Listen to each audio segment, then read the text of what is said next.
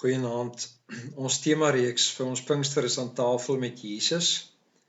En vanaand kyk ons na die tema 'n Fariseer leer om gasvry te wees.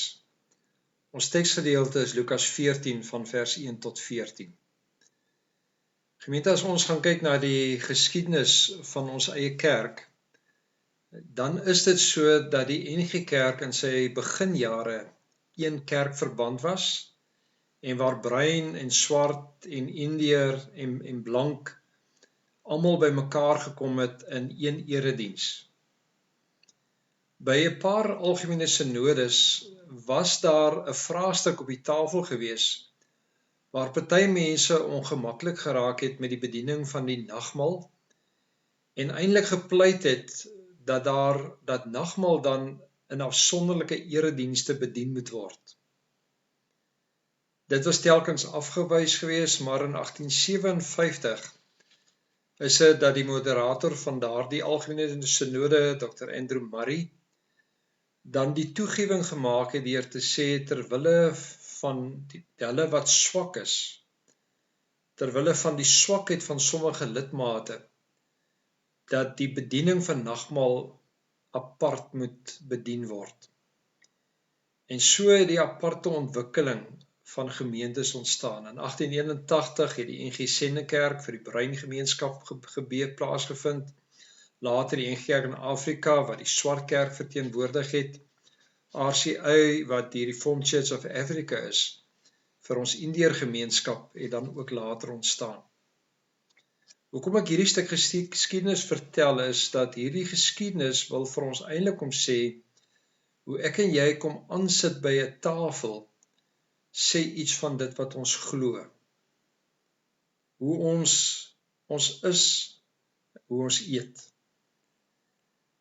In die gedeelte wat ons nou gaan lees, sien ons in die eerste gedeelte hoe dat die Here 'n man op 'n Sabbatdag genees wat aan water gelei het, en hoe hy na hierdie genesing onmiddellik agtergekom het dat sekere mense probeer die belangrikste sitplekke aan etenstafel verkry. En ons lees in vers 7, toe Jesus merk hoe hulle die voorste plek aan tafel uitsoek, vertel hy aan die genooides die volgende gelykenis.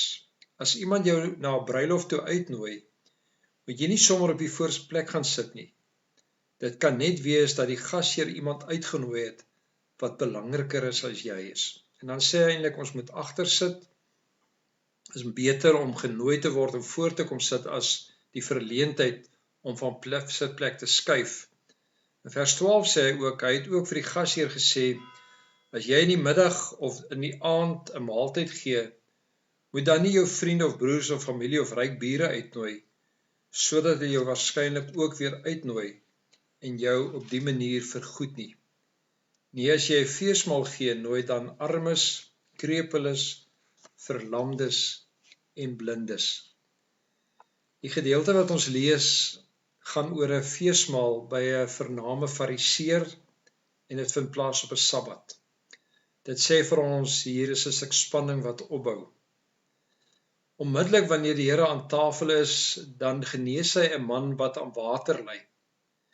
Dit was 'n siekte wat eintlik simbolies beskryf word deur te wys dit is eintlik iemand wat aan hepse gely het. Iemand wat voortdurend op soek was na eer en erkenning. En daarom wanneer iemand aan water ly, het dit die simboliese betekenis van iemand wat water drink en nooit versadig word. Ons is so op soek na eer en erkenning in ons lewe, dat ons nooit 'n vlak van versadiging bereik nie. Dis by hierdie geleentheid wat die Here dan ook hierdie man ook tot genesing bring. Maar wanneer die Here aan tafel sit, sien hy dit wat hier besig is om te gebeur. En hy gebruik hierdie genesingsverhaal om twee konsepte te verduidelik van wat dit is om nederig te wees, maar ook om gasvry te wees. As dit gaan oor nederigheid, is dit dat hy begin deur vir hierdie fariseërs en die gaste aan tafel te sê, dat dit belangrik is dat hulle nie die beste sitplek aan tafel moet uitsoek nie, maar dat hulle moet leer om nederig na hulle self te kyk. Eintlik om sê hy vir hulle, dat hulle ly aan water. Hulle lei aan eersig. Hulle lei daarin dat hulle die heeltyd eer en erkenning soek in hulle lewe. En gebruik hierdie gelykenis van die bruilof om te sê dat dit beter is om agter te sit, sodat jy dan nou eerder vorentoe genooi kan word. En die rede hiervoor is natuurlik is dat die Here raak sien dat dit gaan hier oor dat al die vername persone aan tafel wil eintlik die beste plek hê en daardeur skuif hulle eintlik mense uit.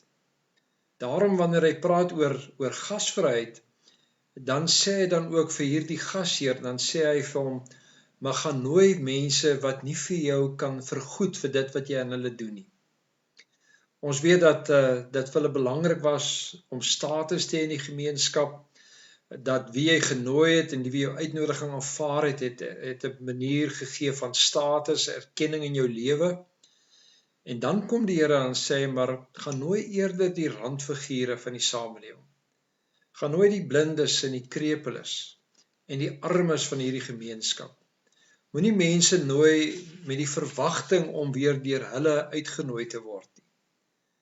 Maar nooi hulle en wees diensbaar aan hulle wat vir jou nie kan teruggee nie. En ek dink ons word in hierdie verhaal ingenooi en uitgenooi om te sê, aan die tafel van die Here gaan dit nie oor wie jy is nie, maar dit gaan daaroor dat ons deur die Here begenadig is. Dit gaan daaroor dat die Here almal van ons kies en deel maak van sy feesmaal. En daarom dat ons nie mag uitsluit nie, daarom dat ons nie mag verhef bo ander en dink ons is beter nie, maar juis om inklusief te wees ook in ons gemeenskap met mekaar en hoe ons ook kyk na buite. Martin Luther King het, wanneer hy geskryf het oor I have a dream, oor sy droom in Amerika, dan sê hy, I have a dream that one day, on the red hills of Georgia, the sons of former slaves and the sons of former slave owners will be able to sit down together at the table of brotherhood. Mag die Here vir ons as 'n geloofsgemeenskap nooi om nooit mense uit te sluit nie, maar mense in te nooi, die randfigure ook van hierdie gemeenskap, sodat hulle mag aansit, omdat hulle deel het ook aan God. Kom ons bid saam. Here, baie dankie dat ons mag aansit aan die tafel en leer ons om gasvry nederig te wees, Here, om juis ook hulle wat nie deel is van die gemeenskap in te nooi en deel te maak van ons feesmaal. Amen.